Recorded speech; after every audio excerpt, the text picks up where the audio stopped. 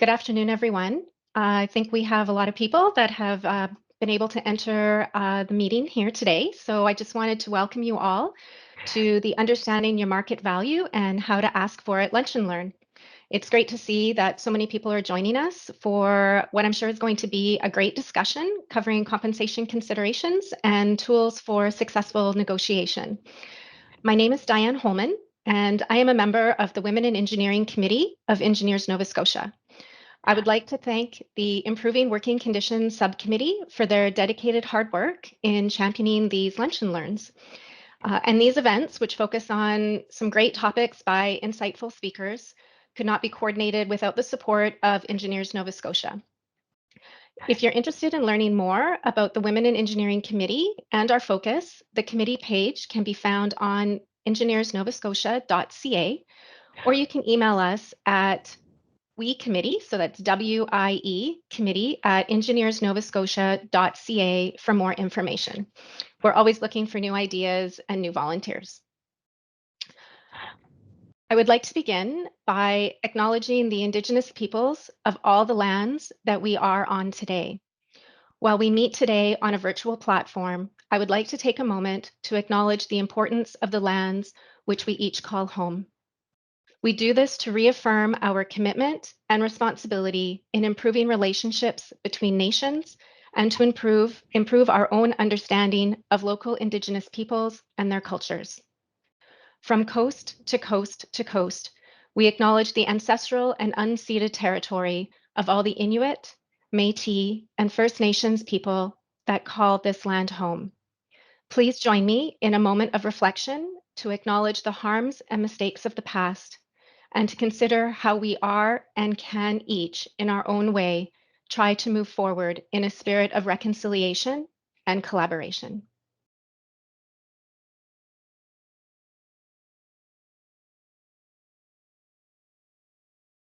Before I introduce our guests, there are a few housekeeping items for today's session. So the first is that you won't need your webcam or your microphone for this session. The session is being recorded, and will be accessible on the Engineers Nova Scotia YouTube channel in about a week's time. And in addition, questions can be typed into the chat, and they will be addressed at the end of the session. And you can access the chat by clicking on the chat bubble icon that is located at the top of your screen. Now, without further ado, I would like to introduce our guest speakers for today, Katherine Risley and Joanne Brown. Katherine brings more than a decade of recruiting experience to her role as partner with Meridia Recruitment Solutions. She specializes in recruiting top talent for engineering roles at employers throughout Atlantic Canada. In 2019, Katherine was selected by Engineers Canada to receive an honorary Engineers Canada Fellowship in recognition of substantial efforts she has made over the years to improve female participation in the engineering profession in Nova Scotia.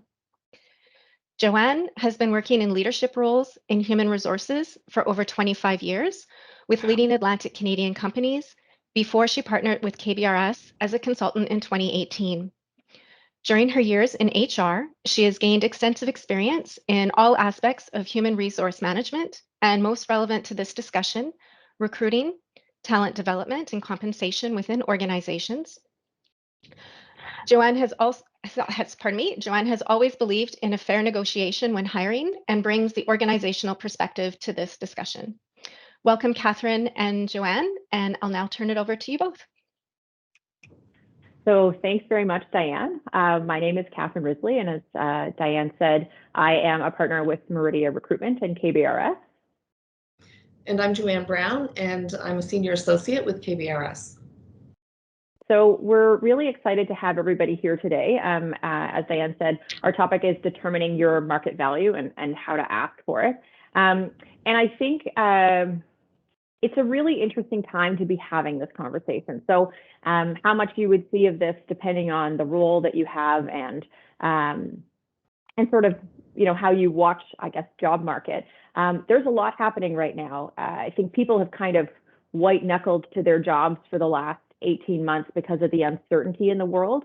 And currently people are going through a process of reevaluating both their enjoyment in the jobs that they're in and what their expectations are of their employers in terms of, I think, one of it is compensation, but other pieces of it are what's the value that they're looking for out of the people that they work for, and so what are the things that they're expecting of employers.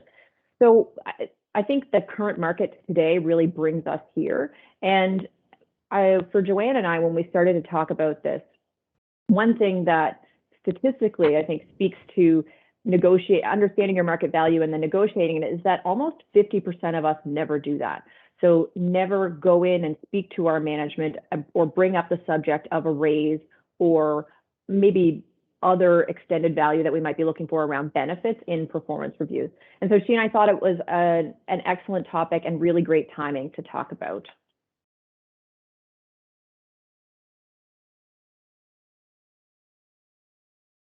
So I'm going to start with talking a little bit about what holds us back. So what does keep us from coming forward and asking for a change to our compensation package? So for many, it's a lack of knowledge. So people really don't understand what their package should be or how to go about asking for a change or what the change could possibly be. So, it's really important to understand that. Potential ramifications. So, we all worry a little bit. Will our manager be angry? Will they be disappointed? Will we be showing that we're not thankful for the things that we are offered? So we worry about, is this going to be career limiting for me in any way? We worry about how we appear to others. We don't want to appear greedy or pushy. And, Atlantic Canadians are very humble people. So sometimes it's very hard for us to sell ourselves and to be more assertive about the things we need to in order to sell the compensation review.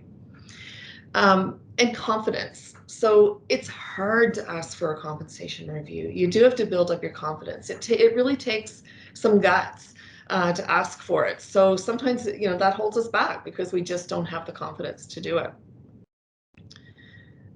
Another one is the lack of clarity around the process. So how does your organization even make compensation decisions? Is it an annual process? Maybe you don't know much about it. Not all organizations are very transparent in how decisions are made. And it's not just about the money. It's also about things like flex time and benefits and all kinds of other things that affect our compensation. And how do those decisions get made? If we don't know, that can really hold us back. We don't know who to go to always. And then, of course, there's gender. And we know from our experience, and certainly, working in HR and for Katherine working in recruiting, we know that women tend to be less bold or assertive about compensation bargaining or negotiating. So it's much more common to see a woman not necessarily push back on an offer at the initial hiring process. So it's even that much harder when it comes to an internal review process or asking for an internal review.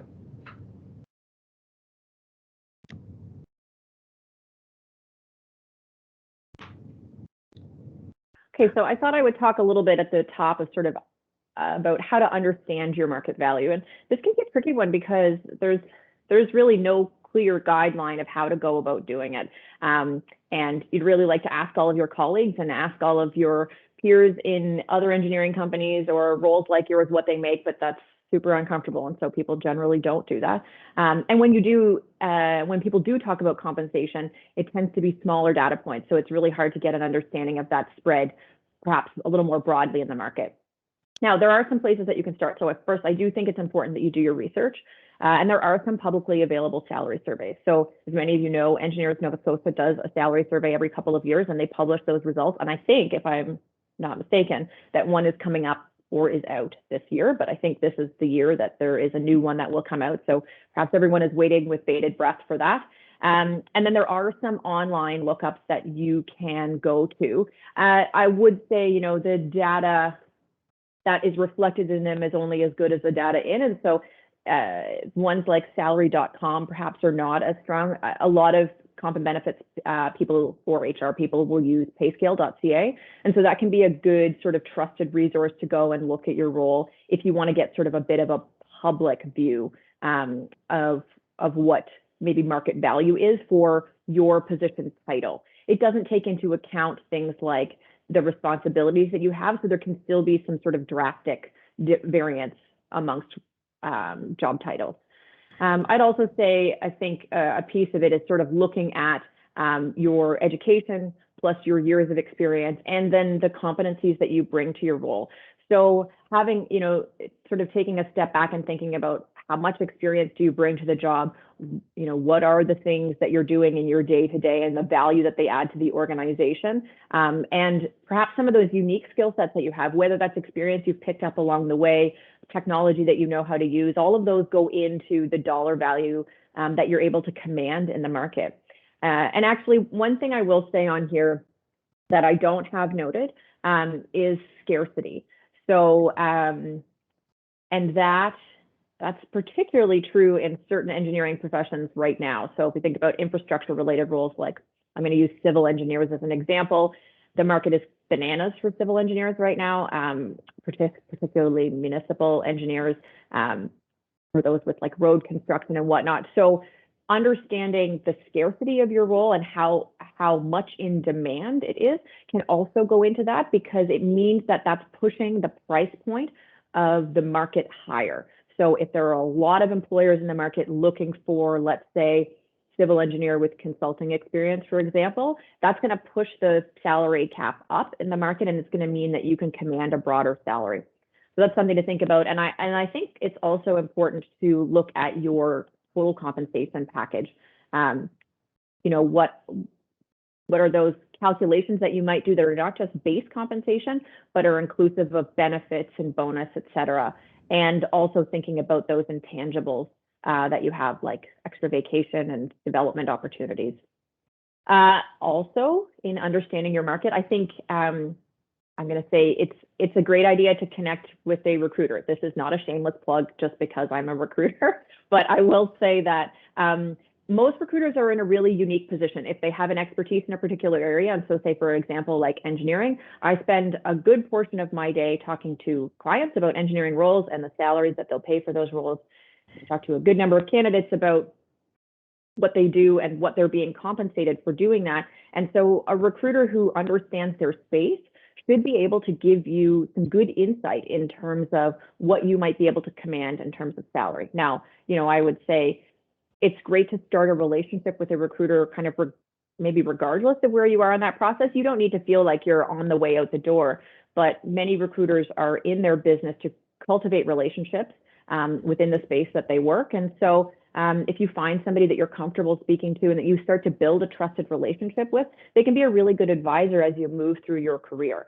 And I would also say then, sort of leveraging that network that you have. So whether that's within the engineering community here, within Engineers Nova Scotia, if you have the opportunity to have networked with people, or you know others through project work that you've done, or through employers that you've worked at over time, getting some real-time information. Like I think talking to that network about what they've heard or what they're seeing in the market, it's a really good sort of pulse point to take, and to get a sense of what others have asked for and received, what maybe benefits their employers are giving. It just gives you a broader sense of what's happening in the market. And really then you can take a step back and pull all those pieces together and say, okay, understanding all of these things, then this is what I sort of feel that my market value is.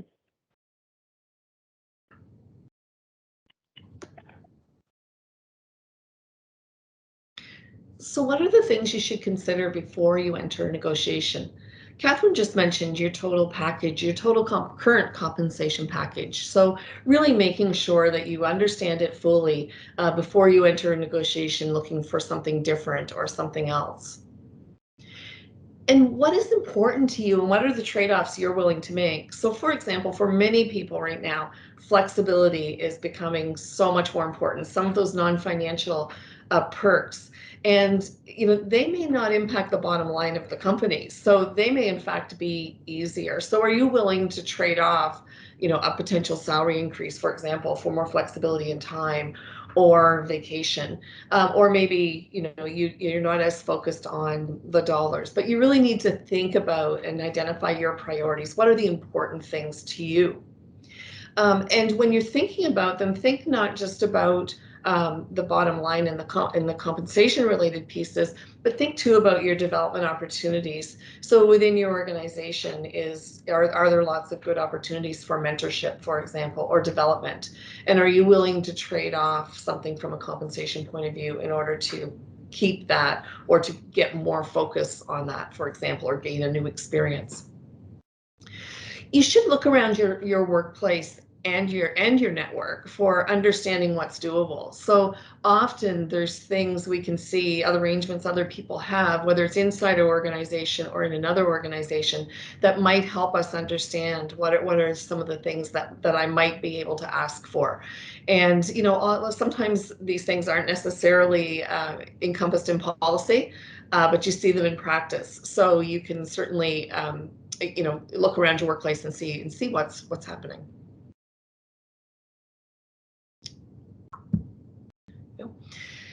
Understand the HR policies. There could be some constraints that your manager just can't do, whether it's financial or whether it's flexibility wise. And taking a good look at your policies that guide your organization so that you do understand. The other thing is you may find that there's some opportunity that you haven't even taken advantage of at this point. So maybe there's a mentorship program in place, for example, that you haven't taken advantage of. So there might be some opportunities that will feel good and will be good for your career and for your development, and even provide you greater flexibility, for example, that are sitting there in policies that you haven't even thought of. And then how does your organization work? One of the key things that drives compensation decisions, especially the monetary pieces, is where they are in the budget process and the salary increase process, approval process. So really think about that. If the budget is being finalized tomorrow, the next day is probably not the right time to go looking for an increase. Maybe it was a couple of weeks ago or a couple of months ago. And the same as salary increases. So, you will need to be ahead of salary increase time if you're going to talk about some compensation questions or decisions that you hope will influence your manager's recommendations for your package. So just thinking about that, trying to understand what it looks like. Think about the political landscape. So what's going on in the organization? What are some of the things that might be make it a good time to ask for an increase? So for example, do you know the company's done extremely well last year, and leadership is very happy and the organization is going through a really good period? Or on the other hand, if it's just come out of a very bad period or you're in a very bad period, it might not be the right time, or you may want to approach your negotiation differently, looking for non-monetary items versus monetary. And then the final part is really probably the toughest. What happens if you're told no? What if there is no, you can't get what you want, or there's no satisfactory outcome between you and your manager? What are you willing to do? Are you willing to leave your organization? These are things you really should think about seriously before you enter into the negotiations.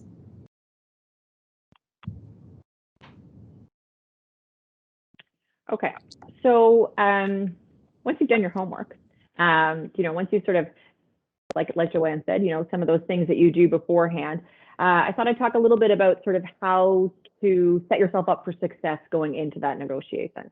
And one of the things that I think can, is kind of obvious and then maybe not so obvious is being prepared to go into that conversation. And what I mean about being prepared is really take the time to think about how it's best to approach your manager. I think it was Dale Carnegie who talks about how you need to consider the position of the other person, the goals of the other person, and what they're looking to achieve when you're thinking about how to go in and ask for something. So I often suggest to people that this is a really important practice to go through. I mean, really, when you're asking for anything, but particularly when you're going to go ask for more money or additional benefits or just something different.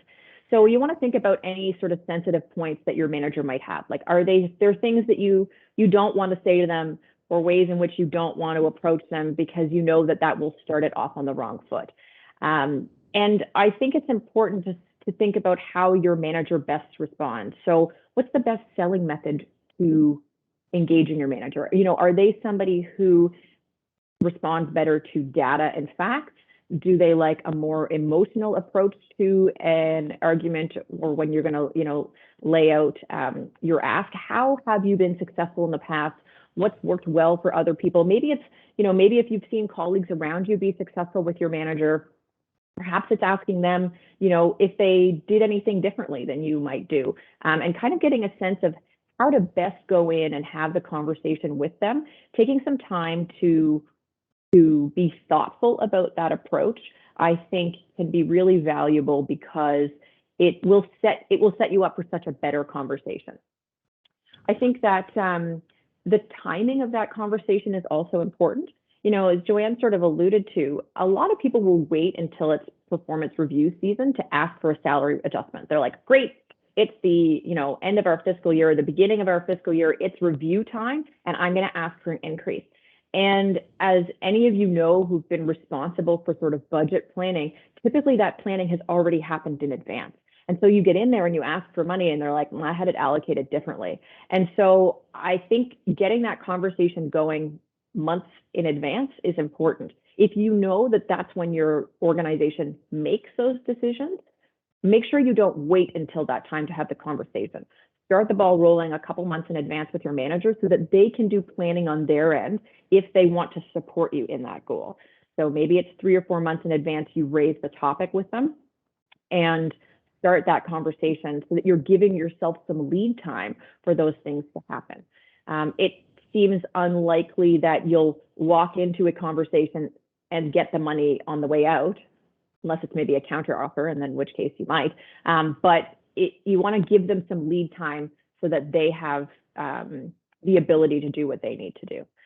I think it's also important to really build them a picture of what you've done to this point. So this is kind of the data side of it. Most of you in here will be engineers. I'm assuming, broad strokes, you all like data, and therefore, like, this is a piece that you can get behind. So kind of giving them an explanation of what you've done to this point, and keeping it focused on sort of the key points that are important.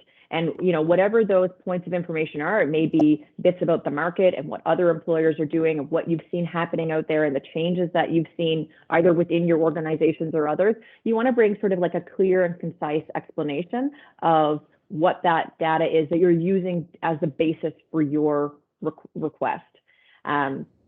I think also giving an outline of your responsibilities and what you've been doing is important. One thing sometimes I'll suggest to people is kind of going through and actually like writing a job description for yourself, and kind of going through the responsibilities that you've taken on, and say, like, you may step back and look at it and think, like, I've been in my role for a couple of years, and over that time, like, boy, I've really taken on a couple more things, and I'm adding more value than I was before.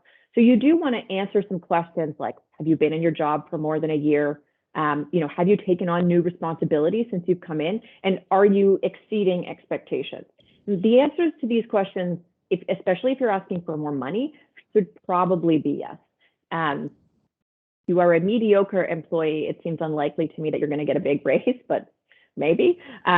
So you do want to be reflective and say, am I doing a good job? What are the things that I'm doing that I think will speak to my employer and say, this is why I deserve this thing that I'm asking for, and be able to lay that out for them so that it's clear. I'd say also, you may want to think about what it is you're willing to take on. So if your job has been similar and you feel like you're doing well, perhaps there's more that you can bring to the team, especially if you're asking for an increase in compensation. And those could be things like coaching and mentoring for more junior employees. It could be putting your hand up for a project or for a process improvement that will support the team and make them more effective. You do want to think about how can you continue to add value to the group that your manager will appreciate. And I'd say you want to allow some flexibility. So so your manager can do their job. So again, that's things like understanding how the system works internally, and making sure you're up for some give and take in the dialogue. I'd say too, as Joanne said, like understanding that performance system and or understanding the pay system within the organization is important, because if your organization is sort of performance-based, like, every year my review has been X and I've gotten X increase, but I think I've deserved Y, you sort of want to be able to format your ask in the right way. So I think understanding that pay system will help also. I'd say, I think as you go into the negotiation, it kind of goes without saying that you need to be clear on your ask and the goal that you have. So, often I find most frequently people are asking for percentage increases. So sometimes it's a number, sometimes they're saying, I'm at 80 and I'd like 85, but oftentimes it's like, I would like a 5% increase because of X.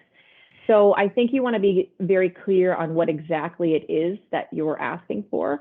And I would say that oftentimes I find in conversations around compensation, people have a tendency to give me a range. And in this case, my suggestion would be just go for it. You want to give them the top of that range when you're going in and you're asking for something, because what will typically happen is if you say, I would like something between X and Y, you're probably going to get X. And so you might as well go for Y and see if you land somewhere in the middle. And it's a little bit easier. I mean, for many of us, to all of those reasons that Joanne said at the beginning of why we don't ask for those things, sure, it can feel uncomfortable. But if you're going to go into the conversation and you've worked yourself up to do it, you might as well go whole hog and ask for what you really are looking for, and then have some flexibility to work back a little bit. The other thing I would say is I think it's important to prioritize your requests. So when you're thinking about what you're looking for from an employer, if it's just money because you feel like you're underpaid in the market, I think that's one thing, and perhaps it's a little easier to address. What I would say we're seeing more of right now is people looking for flexibility. And so I'm going to lump that into a benefits category, whether that's time off, whether that's work location, whether that's work hours, like, what time they start in the day and finish. People have spent this last year and a bit working in circumstances that probably none of us would like. And they're reevaluating what work means in their life.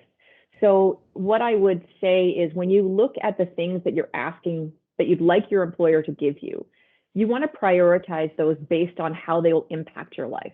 And perhaps a couple $1,000s extra in your bank account each year doesn't have as big an impact for you as the ability to start at 7 and leave at 3 so you could pick your kids up from school. So you do want to do an assessment, before you go in on prioritizing those, and then let your manager know how that falls for you. So in what you've discussed for them, what things are going to have the biggest impact for you, so that they know if they are really going to fight for something and put their neck on the line for you, what it is they're going out to ask for. The other thing I'd say is, like so many things, I think practice is important. So you will have thought a lot about what you want to ask for and perhaps how you want to do it. So that final step to me would be to practice it before you go in, kind of get the marbles out of your mouth. Just like Joanne and I did before we came into this presentation. So, whether that's with a partner or spouse, or whether it's with a friend, I think it's important to kind of run through the argument that you're laying out and get comfortable with it, and maybe have that person give you, or maybe give yourself, some things to counter back on. If you have an idea of what your manager might say to shoot down your idea, have some comebacks built for that, so that you get comfortable with that flow of conversation and it doesn't feel aggressive or adversarial. You just feel like you're having a back and forth. And so finally, I would say, when you do get into that conversation, it's really important to listen. It's really important to understand your manager's point of view and any restrictions that may exist.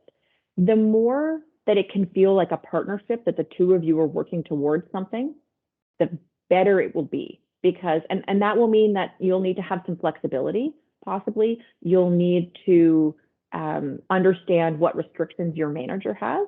You'll need to understand the timing of your request and how that plays in. And so listening and asking some questions around that kind of thing, so that you get a clear picture of of what they're going to have to go through and what restraints might exist for them will help you to feel better about how things are moving forward.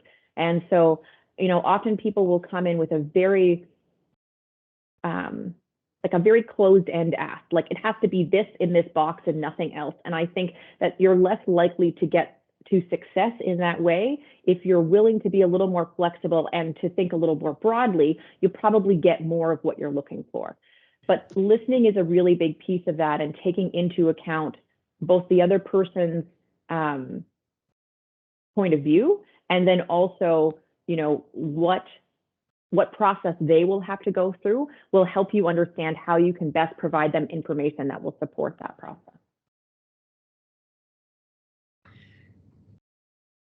So what are the things that we really need to consider in summary? So looking back at everything we've talked through. So first off, understand the market and do your homework. So really try to get a feel for what's out there. Look at those surveys that are available. Do your networking, touch base with people that you know and that you trust, and really get prepared. Assess your needs. So only you know what's important to you and what the most important factors are, and your manager, isn't the best person to determine that. So really take a good hard look at what's important to you and make sure you're focusing on the things that will have the most meaningful impact on you personally, your life, but also your career. Reflect on any barriers that might stop you from reaching your goals. So make sure you really do think about, the timing, policies, budget constraints, helping prepare your manager for their negotiation they might have to do on your behalf. So really making sure you've worked to try to overcome those barriers. And as Katherine said, sort of getting the facts together that will then help, jump over the barriers for both for you and your manager. Be very clear on your ask. The last thing you want to do is walk away sort of shaking your head going, well, I got something, but it wasn't really what I wanted, or it wasn't necessarily what was really important to me. And the other thing is chances are you're not going to get a decision that day, that your manager is going to have to go away and do their things, look at the budget, talk to other people, maybe get approval from a one-up, talk to HR, whatever the process is. So, be very clear that, and expect that when they walk away, they know what it is you really want, and expect that, it might take a second meeting to really get a decision, but they understand what you're looking for. Being prepared, we've talked about that, right? You want to go in, you want to be practiced, you want to feel comfortable, you want to be as comfortable as you can with your ask. And you really want to understand as much as you can what your manager will need to hear. And then finally, listening. The last thing you want to do is damage relationships. So make sure that you are listening to what your manager says. As I mentioned a minute ago, they will often have to go and negotiate on your behalf for whatever it is you're looking for. And I've worked in HR a long time. They're often negotiating with HR, I'll admit that, or they're negotiating with their manager or other peers and so on for budget dollars. So make sure you're listening to what they're saying so that you can appreciate and understand what steps they might have to take to get whatever it is that you've put on the table, or accept when they say, maybe not right now, but maybe next year, or maybe in 6 months' time, or you might hear a message like that, or maybe they offer some alternatives that you should really go away and consider.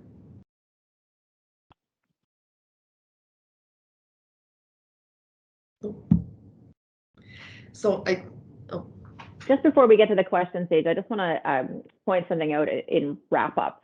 I sort of mentioned this at the beginning about how the market is a little bit nuts right now, and where I think that this adds such an opportunity for people to have a conversation with employers is that employers have been pushed out of their comfort zones over the last year.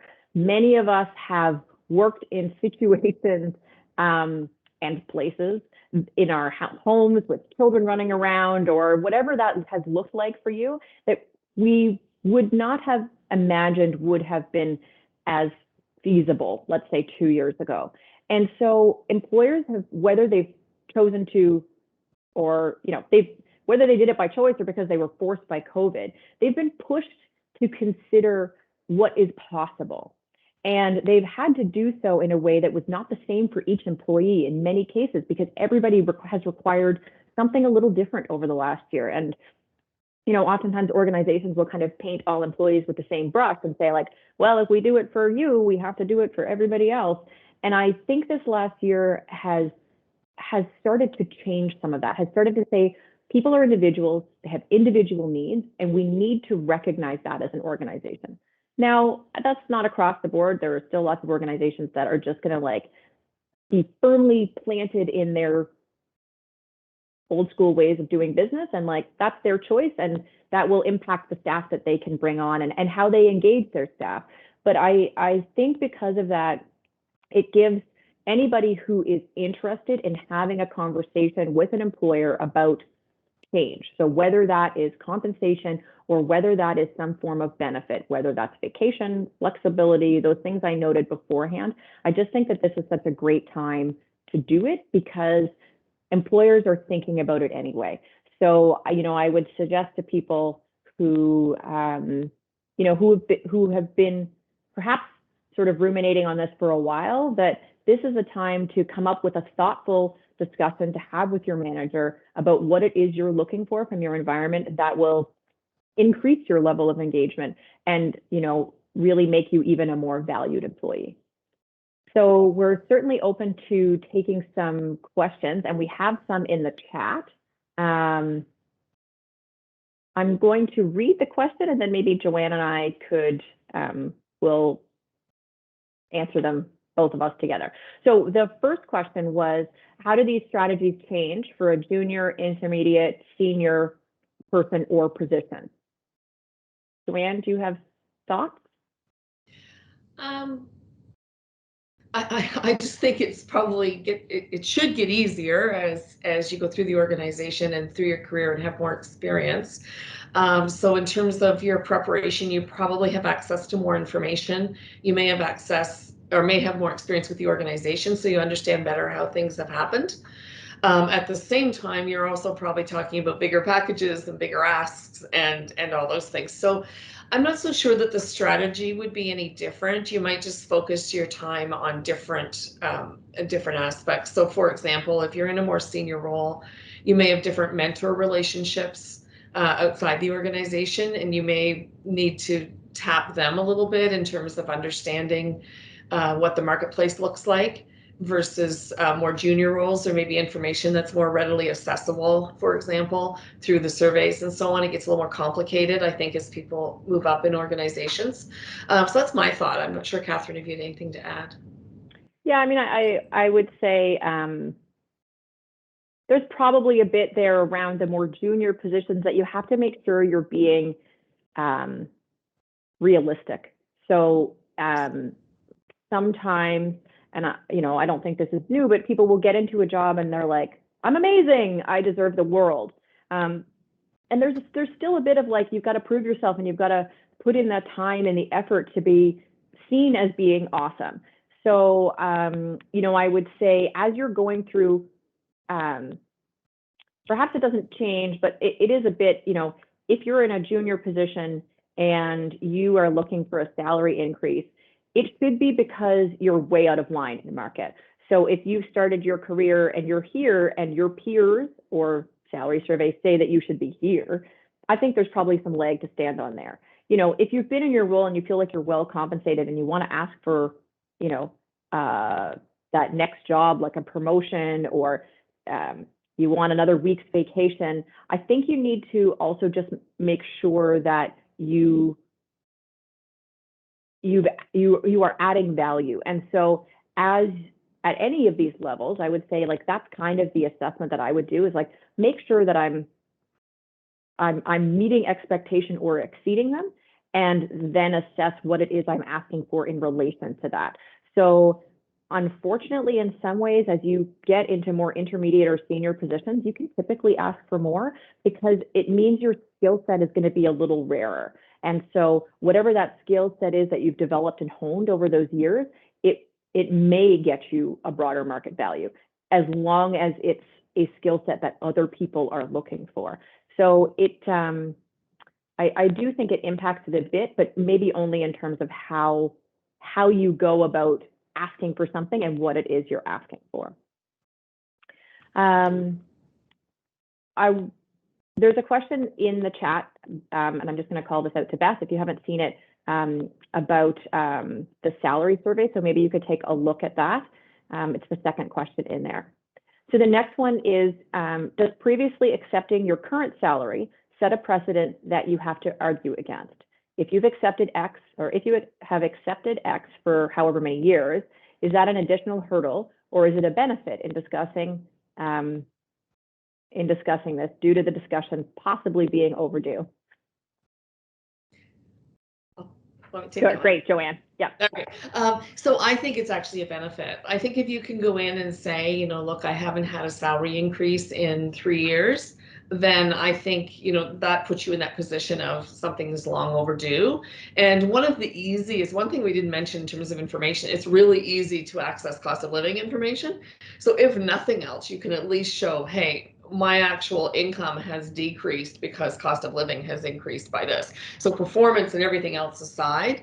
So I'm not precedent setting. I think you just use the fact that you've been held to give you more ammunition for why you should get an increase. Yeah, I would agree. Yeah. Next question is, how would you advocate for yourself and your employees when a manager has a lack of understanding of the role or workload, so lack of awareness or value added from the group? So one of the things I would say to that is, I think part of that is kind of doing that assessment around what it is you do and being able to be really clear when you're talking to your manager about, these are the things that my team or myself bring to the table. This is what we're taking on for the team, and kind of have to spell it out to your manager. So if they're a little removed from it, I think that situation can be difficult because you're really trying to build their awareness around it. So you might actually have to do some pre-work to get there. So it might start out as, you thinking about, how do I loop my manager into more, how do I make us more visible? So is there a way that I can loop them into work that we're doing or things that we're actioning and value that we're bringing, that he starts to become aware? And this is like the basis of where I'm going to then build on that and talk about, let's say, salary or whatever that is that your team is looking for. That would be a suggestion I would have. Joanne, anything else? Yeah, the only thing I would say is results focused, right? So what have we achieved? What results has my team brought to the organization? So, really focusing on that versus just a job description. What value have we added? The next question is, can we speak to how to set our expectations of compensation or changes in compensation within different types of organizations, e.g. public, not-for-profit, and private sector? I would say, so my initial thought on that is, yes. I think in private sector, or sorry, in public sector, I suppose organization dependence, but I'm going to paint it with a brush.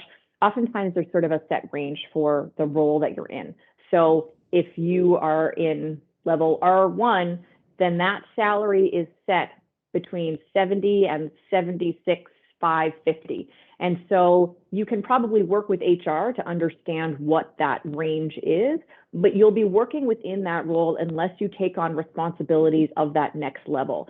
So sometimes in public sector, what can happen is you can do a little bit of due diligence to understand what additional responsibilities you'd need to take on to get to that next level of salary. So it's actually a little bit clearer because they've spent a lot of time laying it out. It can feel more prescriptive, but at least it's clear and you kind of know what's what. And so sometimes there'll be some wiggle.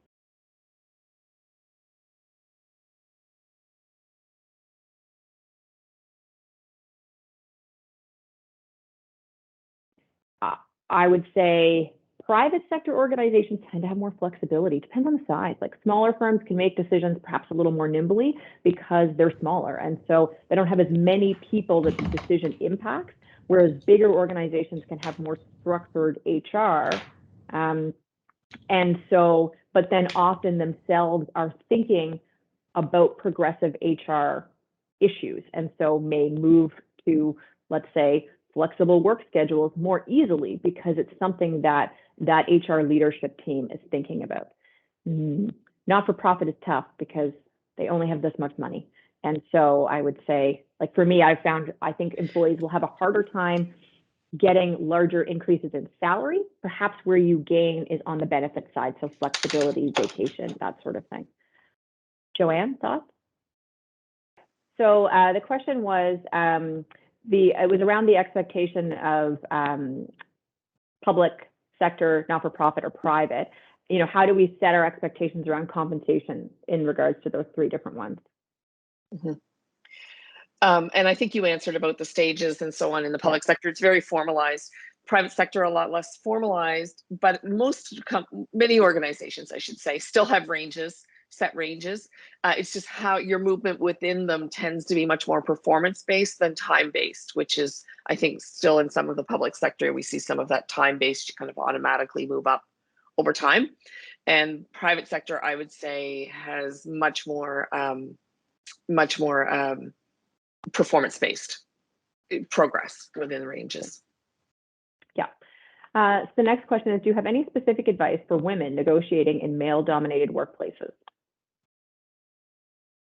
Do you want to start, or do you want to? Yeah, sure. Yeah, one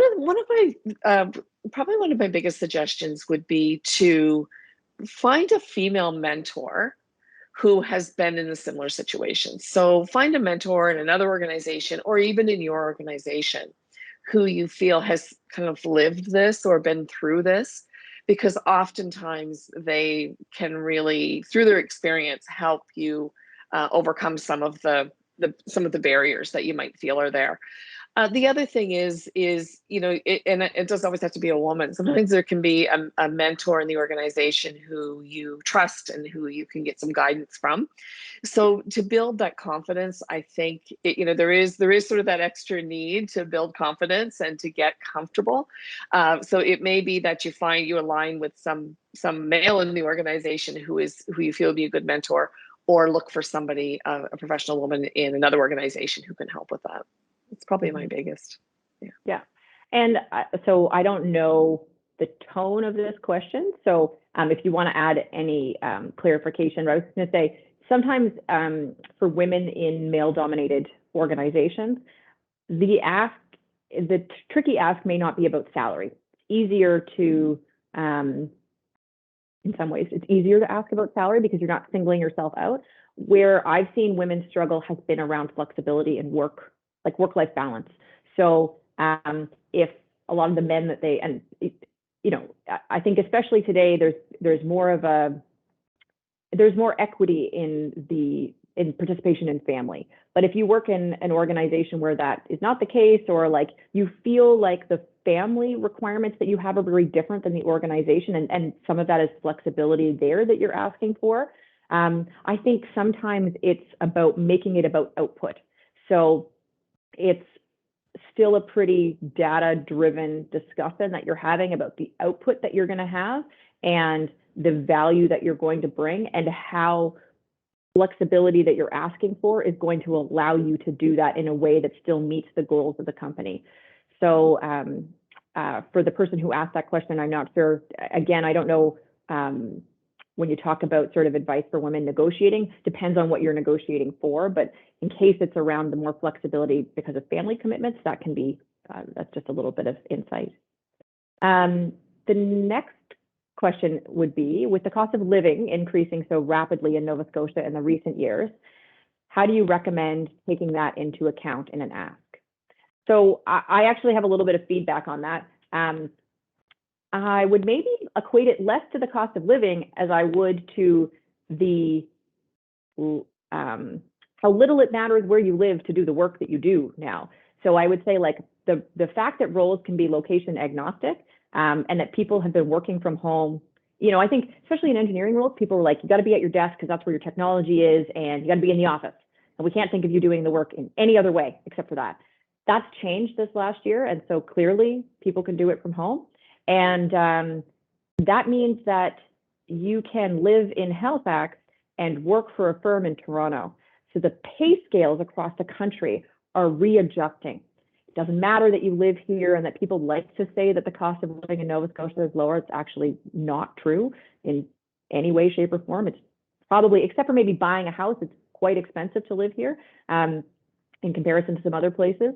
So there is like a shift that's happening in terms of like this leveling out of salaries across the country. And that's going to pose a problem for some people, because it's going to mean that we used to be able to push like, you're going to get this real rural lifestyle, but we're going to pay you less, is actually going away. It's not an argument anymore. So coming to live in the East Coast might be about lifestyle, but you still need to pay a salary that equates across the country. And so I think whether that's talking about it in terms of cost of living or in terms of where you can go to get work and how jobs are being thought about and where they're being done, I would say you could take all of those things into account in an ask. The cost of living piece might, as Joanne mentioned earlier, might tie into if you're looking at the salary increases that you've had over the last year as it relates to cost of living increase. I think that could certainly be a piece of the data that you're using. Anything to add to that, Joanne? No, I think you're right. I think it's less important. It's not something that over my years of experience I've heard brought up as an argument all that often for professional level jobs, because I think it's just accepted that it's out there. But I certainly think if you've been frozen, it becomes a topic, right? Yeah. There was a question about what about negotiating salary with a new company, especially if they start much lower than you're currently being paid? So I mean, you're the recruiter, so you probably have more experience than me. But the other thing I would say is like typically pay ranges take into consideration not just performance once you're internal, but also people's experience. So if you're coming with experience, good experience, you should be expected that you're not going to start at the low end of their pay range. You're starting somewhere within it, right? And I would say when you're negotiating with a new company, depends on the process that you've gone through, but one question, so I'd have a couple of questions. Are they aware of what your current compensation is? If not, make them aware. And are you clear on what your ask is? So if you're going to leave your current employer, what is it from a salary standpoint that you're going to leave for? At what point do you get interested in the offer? Sometimes going into that conversation with a new or a potential employer can feel a little awkward, but it's the same. You are in a position of power in some ways, because you can say, I'm looking for X to make a move. And you want to be clear on what that ask is. You might be a little flexible on that number if you really want the job, but you're in a good position to negotiate. And so I would say if they start lower, make sure that they have all of the information to be making the right decision to know what to offer you. And we did have a recommendation in the chat. I'll just, in case people haven't seen it. So there was a recommendation around also asking your male peers, and I think this perhaps would have been to the question around any specific advice for women negotiating in a male-dominated workplace. You could ask some of your male peers what they make and if they negotiated too. It can be really helpful when you need the data. And that's, if you're comfortable with it and you have some good relationship built, I think that that's a great suggestion also. Yeah.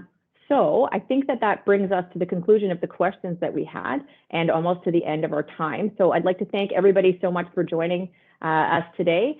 Please feel free to reach out to Joanne and I if you have any questions, and we'd certainly be happy to connect with you. And we really appreciate the time that you've taken with us today. Yes, very nice to meet everybody. Yeah. Thanks, everybody. Have a great day.